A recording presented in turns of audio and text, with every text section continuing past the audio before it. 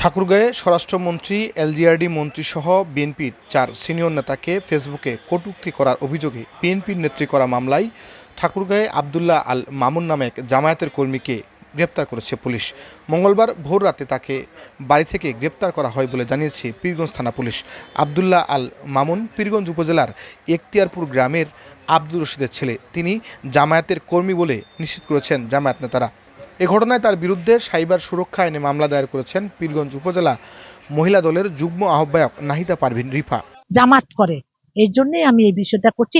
আমার কথা হলো, একজন সম্মানী লোককে কেন এভাবে কর্তৃপক্ষ করবে, সেজন্য আমি তার উপরন্ত শাস্তি দাবি করছি। যখন আমি বিষয়টা আমার ফেসবুকে দেখি, আমাদের মহাসচিব, স্বরাষ্ট্রমন্ত্রী এবং 3-4 জনকে নিয়ে বাজে কার্টুন তৈরি করেছে, এমন কিছু মন্তব্য করেছে যা বিশাল অপরাধযোগ্য।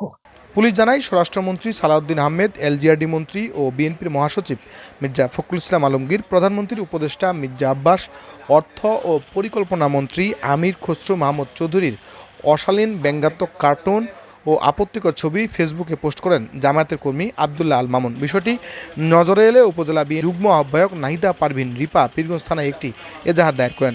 পরে সেই এজাহারের ভিত্তিতে রাতে তাকে আটক করে পীরগঞ্জ থানা পুলিশ।